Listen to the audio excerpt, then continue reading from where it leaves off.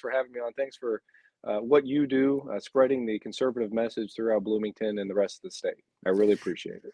Well, Adam, I just want to jump right into it, and I get your opinion of what is happening at the federal level, because you still have a lot of communication with the Congressional Freedom Caucus, so you know a little bit about what's happening, and it is rinse and repeat, right? They never stop. They continue doing the same thing over and over again, and I don't even think they want to get a different result. They just want to keep doing it. It seems to feel that way sometimes. I'm a part of the Illinois Freedom Caucus, which is a branch. We work with the Federal Freedom Caucus as well. Great individuals. It's a great organization. Congresswoman Mary Miller is a member of the Freedom Caucus as well. And we have great conversations about what's happening, where it's going, and what they're seeing happen on the federal level. What we saw with this recent impasse with McCarthy, in the Senate, and then the president, and what they were trying to do with the measures that they're putting forward on budget-related items, on whether or not the feds are going to shut down, what we're going to do, and raising the debt ceiling and all of that. And you saw the Freedom Caucus. The Freedom Caucus, they said no. This is we have our outlines. We have what we want to do for the American people, and this does not help the American people. This is way too short of what we want to do. So they all put no votes on the board, but unfortunately, it looks like the Democrats helped get that across the finish line. So there were a lot of Republicans that voted yes for that. And what it does is it takes us into 2025. So it takes it, McCarthy talked about leverage, about how this gives us leverage. I don't see how that gives us leverage whenever we just, we continue to play ball with the Dems. And in this particular situation, we had all the cards. We could have had a much better deal down the road for the American people. But, we kind of see this happen on the federal level over and over again. But I am very happy that the Freedom Caucus is a force to be reckoned with, not only in the state of Illinois, where we're growing numbers in our caucus, but also on the federal level. And it's just a bunch of patriots that really want to stand for truth and common sense and the Constitution. Well, and I was kind of referring to, obviously, the radical left continues to bring indictment after indictment. And, my wife challenged me this morning on our way to church. She said, why isn't the House just with the majority, even though it's a very slim majority, why aren't they bringing to task an impeachment against a Biden?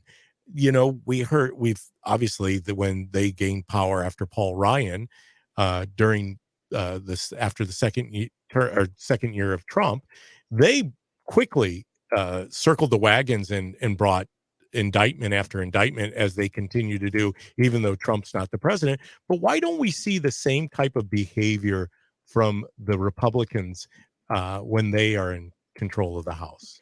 That's an excellent question. You see members of the Freedom Caucus. You see guys like Jim Jordan. You see Gates. You see folks that are actually pushing the narrative of, hey, look at what's happening. Look at what the Bidens have done. Look at what's going on with Hunter Biden. Look what's going on with all these cases. Yet the complacent media, they don't want to have anything to do with it. And then every time something starts to move, you see another Trump indictment. To be completely frank and honest, it's a situation where when the Dems have control, they play for keeps. We see this politically in Illinois. We see this throughout the entire country.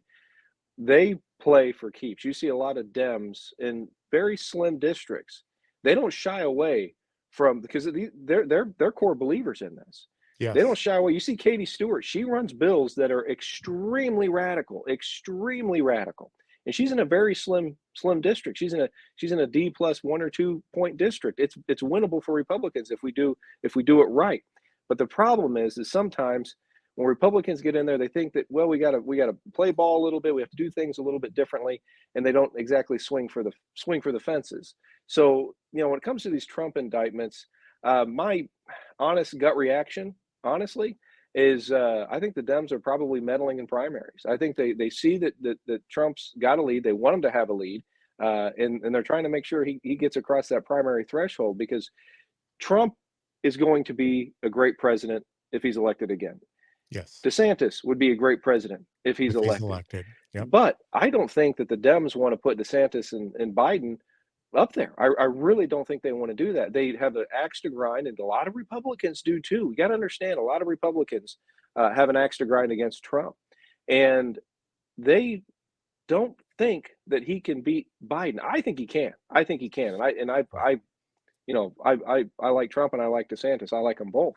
Yep. But I think they're meddling in primaries. I think there's nothing to see here. You've got they've got they're just it's smoke and mirrors for what's going on with the Yeah, Biden camp, I and that's call how it it is. I call it political theater, and I'm glad you hit upon that. And it's interesting because it is very true in the state of Illinois. You see a certain radicalization of every bill that seems to be put forth. I mean, you're living it.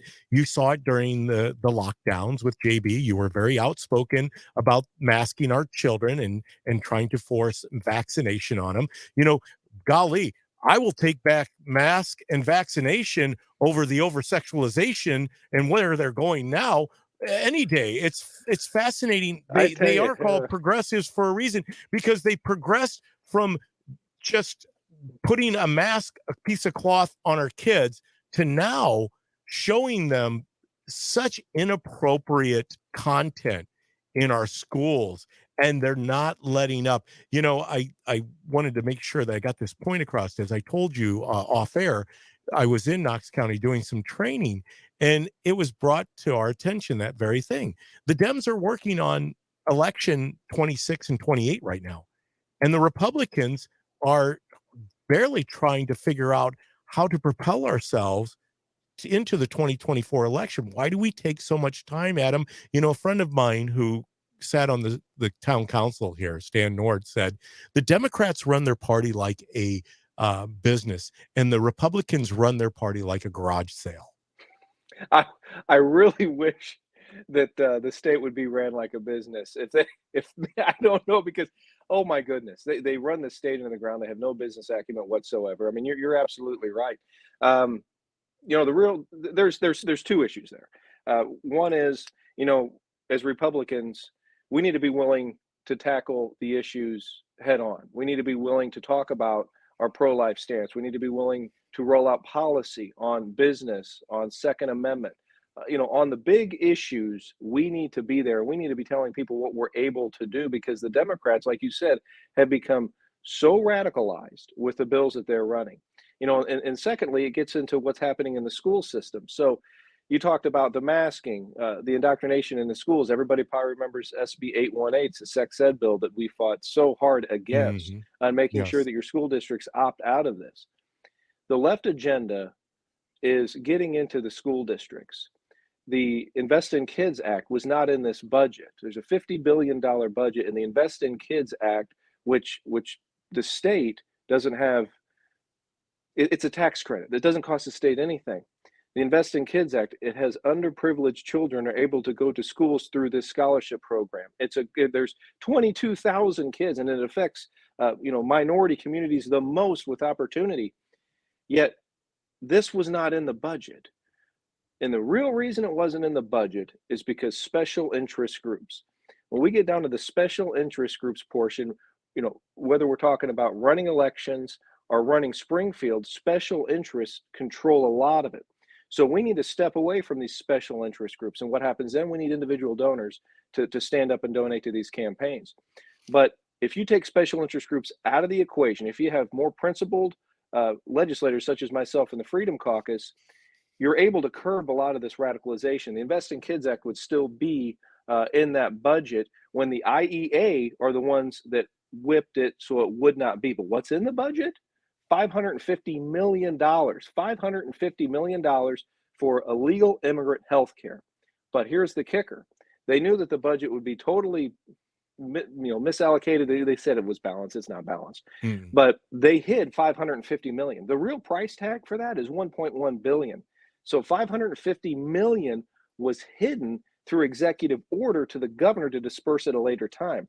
That doesn't count the welcome centers. That doesn't count anything else. This is just $1.1 billion for healthcare. Yet we couldn't even put an Invest in Kids in the budget. It's just terrible. If you're just joining us here at Cities 92.9, on the line with me or on Facebook, Rumble, Twitter, or which one am I leaving out, Kevin? YouTube is Adam Niemerg. He is a member of the Illinois Freedom Caucus, state representative, one of the people that I believe is the future of the politics of Illinois. He is a hard-charging representative that brings truth to light. Adam, you brought up a point about the legislation that continues to find its way to the governor's desk. Not only the budget, which we know isn't balanced, even though the governor comes out and says that he's balanced it 5 times. 6 credit upgrades.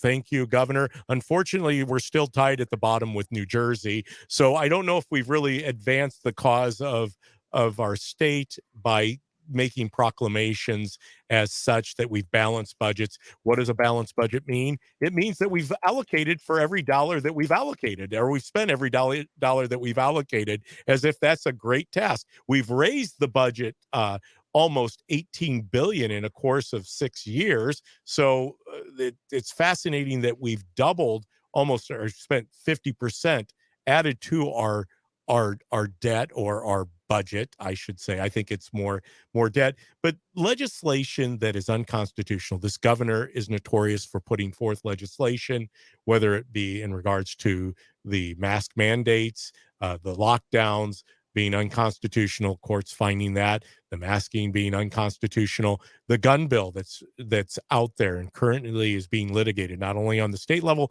but the federal level. But now we have 2 things that I'd like you to hit upon, because I know you're well versed on it. Is the first one being that that the governor thinks that if you're going to bring suit against the state of Illinois, then you have to do that in 2 counties, either Cook or Sangamon. And the second one is this bill that's in front of him, HB 3751. You and I talked about it on the phone the other day. We're 100 yays versus the Freedom Caucus, the 7 nays, and then those that never voted. 11 representatives did not vote, or they were absent, or excused absences, or whatever that meaning. They probably just didn't want to vote on it. It's in regards to municipalities and non-citizens being able to be law enforcement officers in the state of Illinois. So I know that's 2 topics. Whatever one you want to tackle first, go ahead. Oh, absolutely. We could start with the so folks, you see Cook and Sangamon County. What's the reason for that? The reason is because the Fifth Appellate is so strong. We have great judges. Basically, I'd say throughout the entire state, but in a couple of locations we don't. So the Dems know this, and they saw what happened with the masking, with the vaccines, with all these mandates that the governor tried to throw down on us throughout the state of Illinois.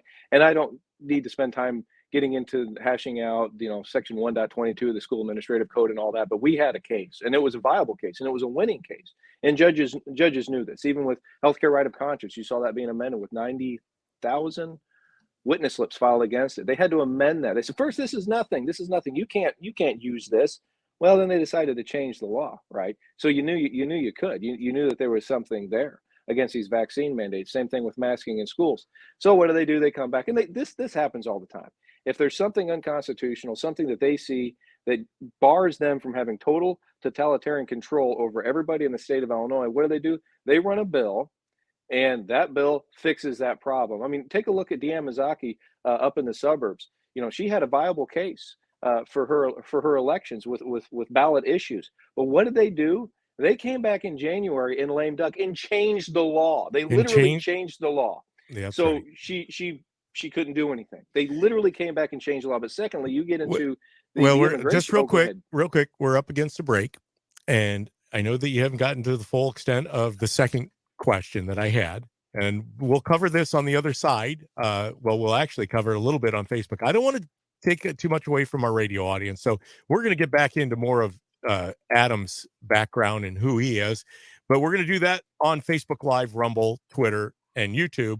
But we will be back here at Cities 92.9 after break with Adam Niemerg to kind of hash this other part out with the non-citizen law enforcement bill, which is just mind-boggling. But we'll be right back after this break.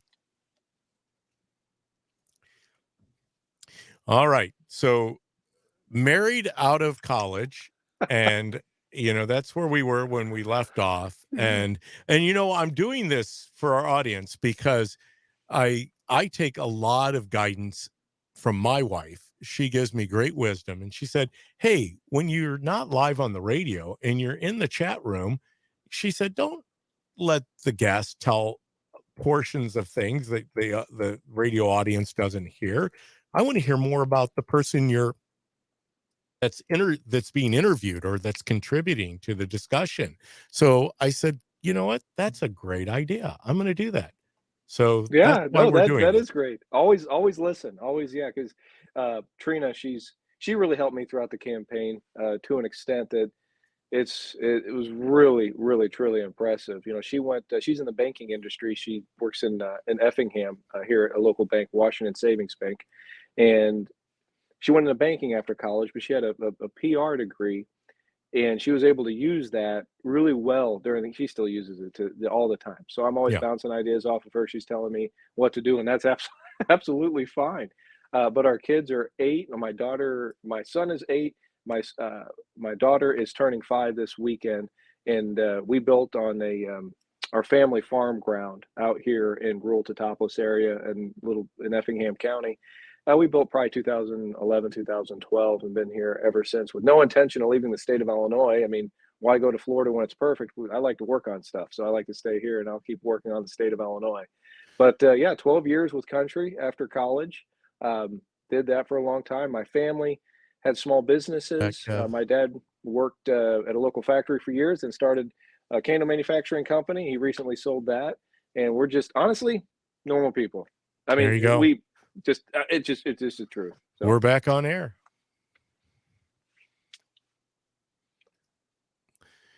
Yep, and we're up against the clock, Adam, here at okay. Cities 92. I'm sorry about that, because when we're on live on Facebook and our platforms on social media, I'm watching the clock. I'm listening to Kevin over there typing like a college student preparing for an exam because I know what Kevin's doing over there. He's doing show prep for his show that's coming up here after the DPB show, Speechless, from 3 to 5, where he is going to play for our audience his interview with Riley Gaines. Obviously, I'd like to hear Adam's opinion on that a little bit, but that's what's ahead. That's why you're typing over there, right? Honestly, the interviews, I did the interview on Tuesday, so it's a pre-recorded interview, but I'm also talking about the Trump indictment. And the thing is like, that's a 41-page document. I've read longer. I'll be honest. I have read longer, but I got to know what it says so that I can talk about it. It's not as easy as some of the social issues where it's something that we're dealing with every day. And so you're playing in the sandbox when you talk about 41 pages, because that man right there in the center, he looks at bills that are put forth with 3 hours to read that are 3,000 pages, maybe 4,000 pages. Of course, how do you even start to go through that? This bill, and I know we told our audience we'd get to this, Adam, this bill that came forward and co-sponsored by Republicans and Dems in regards to HB 3751, where we're going to consider having non-citizens, they have to hold, I guess, a green card, and they can be law enforcement officers in our municipalities. But yet there's something to be said about that on the federal level, that they're not even allowed to carry a firearm. Is that correct? Yeah, Am I getting yeah. off That on that? no, you're correct. And you know, going back to trying to go 41 page, Control F. When I have a 3,000 page bill, Control F becomes probably my best friend. that's exactly what I've been doing. Control F. There you go. But really, it kind of goes back to what I was speaking to earlier, where as Republicans, if we're going to take a stand on issues, if we're going to show folks out there in the state of Illinois where we're at on a policy situation, we can't muddy the water with this type of legislation. And what this legislation actually does, and every Freedom Caucus member voted no on it, is it allows folks that are here illegally to become police officers and carry firearms. The real issue, well, there's multiple issues with it, but the federal issue that you alluded to is we are trying to supersede federal law, meaning that they would be allowed to carry a firearm when under federal law they are not allowed to carry a firearm. So some folks felt that, okay, this bill doesn't have any teeth to it. It doesn't mean too much, so we can put a yes vote on it because it's not going to go anywhere, because until federal law is changed, this bill is null and void. Well, I don't really like counting on other people to do my job for me, and I don't really like the fact that, we're okay. I'll put a yes vote on that because maybe federal law is okay or would help me out with that. Federal law can change. And once that does change, then, here we are going down this slippery slope again on policy, where everybody sees that the borders are wide open. Everybody sees the flood of illegal immigrants. And we've got to be bold on this issue. We have to see it because the folks throughout the state of Illinois see it in this country. Some people like call it asylum seekers or undocumented, or they're here illegally. And I do feel that the Hispanic population in the state of Illinois that came through here legally are seeing this, and they're very upset. And we have the Republicans we need to be stronger on this issue, and it ties into so many other issues with the Latino community on pro-life, on immigration, on taxation. These are hardworking individuals that want to prosper in this state, but yet we see what's happening, and we're just going in the wrong direction. Well, the Illinois Freedom Caucus was formulated because of this craziness, right? The sanctuary state bills, the rabid approach to this egregious abortion bill that's been put forward. Hey, Adam, you know what? At first, I wanted to get your insight on the Illinois Freedom Caucus and going forward, but it looks like we got to take a break. Can you stay with us through the bottom of the hour break? I do want to hold you on because I want to talk a little bit about going forward, the Illinois Freedom Caucus and how they see they're going to be able to gather more momentum, especially in a state with such super minorities. How can we overcome this? What are some of the steps that you guys are taking to see that through? Absolutely. All right. Well, we're gonna be back here. We're gonna be on the Facebook Live, but we will be back here after the bottom of the hour break. This is the David Paul Blumenshine Show at Cities 92.9. All right. And just like that, we're back over on the live chat. And and you were telling us, so 2 kids, Yep. a wife, no plans to leave Illinois whatsoever. Adam, obviously we've had an opportunity since you took over for Darren Bailey as he vacated the seat as a representative. Now you're in is this your 3rd term? Actually, it feels like it's been a while, but no, it's only my 2nd. Really? Feels longer. I guess my math. When you're bold, when you're so bold and you're courageous, people, you feel like you're getting a lot done when somebody's so that's right, a seat filler for 20 years. You would have only been in there when Darren. I get it. You would have only been in there when Darren was state senator, and yes. So because you have to count for that. So and I know that I've kind of jokingly said this to you. Did I just lose Adam? I had somebody trying to call. Nope. I had a phone call come in. I was like cell phone because my. No, nope, I get I'm you. here. No, it happens. It happened to Shostokis last week. We had him on this camera. Yeah, his granddaughter. His granddaughter was texting him while he was on it.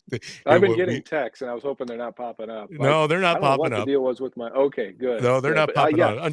We no plans to leave. That was actually my dad just called me. He's retired now, so he's since he sold his candle company. But it's really, to be honest with you, David, I'm a person that you never would have expected to win a race. I had zero. I listened to Rush Limbaugh my whole life. I was a huge Rush baby, and my family's always been very political. We sit at the dining room table and talk politics. And my dad was always, if you want to be successful in life, if you want to be in business, do anything, you need to know what's going on. So I've always been that way, but I never thought I'd take that next step. But then, Kelly Cassidy ran that reproductive health care law, and I got really upset with it because I'm very pro-life. And then I saw Darren decide to run for Senate, and I talked to my wife, and I said, I think we need to do this.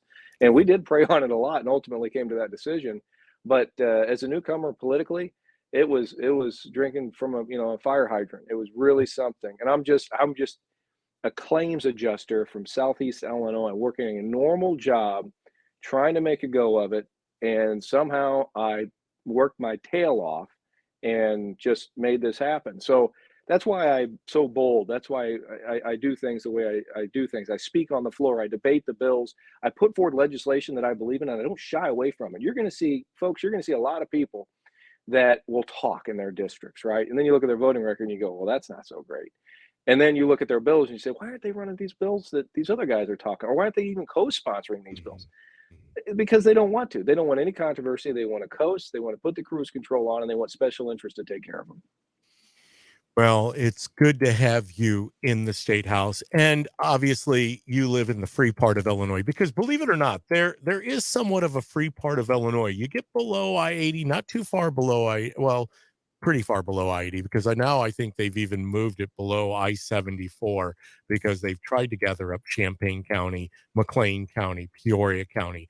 They when they remapped, which obviously you are part of, they cut out certain areas where they thought they could gain some control of a House seat or a Senate seat. They did that here in McLean County, the 91st, by Sharon Chung. I think we're going back live again. 10, 15 seconds. Here we go. We're going to go back live. So I want to get your insight on the Illinois Freedom Caucus going forward.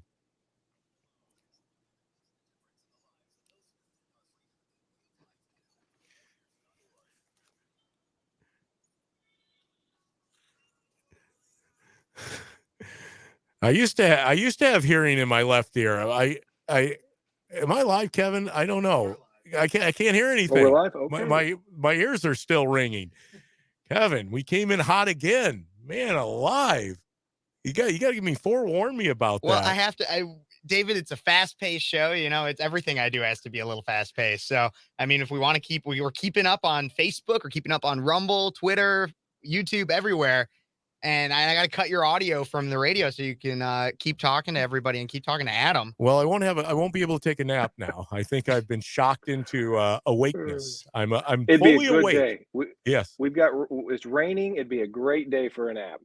Well, you know what, Adam, and I'm glad that you pointed that out, because our audience needs to know that I said, look up in the sky. What is that falling for the first time in many weeks here in central Illinois? I don't know how it is in Effingham County, but we have been very dry. So this is very welcoming. Under the Trump administration, the Trump economy, it was $1 million rain, but under the Biden economy, it's a $10 million rain. Well, it must be inflationary. I don't know. But yeah, no, we really needed the rain. We did, and I'm very, very happy. We had some a little bit on Wednesday, but it wasn't near enough. So I'm seeing the crops are starting to pop already just in the last couple hours. So it's looking really, really good. We are thankful for that rain, and hopefully get a little bit more. So before we went to break, Adam, we were talking about the Illinois Freedom Caucus. We've already established those things, as Kevin said, the serenity prayer. We have to work on the things we can change. We can't spend our time talking about things we absolutely have no control over.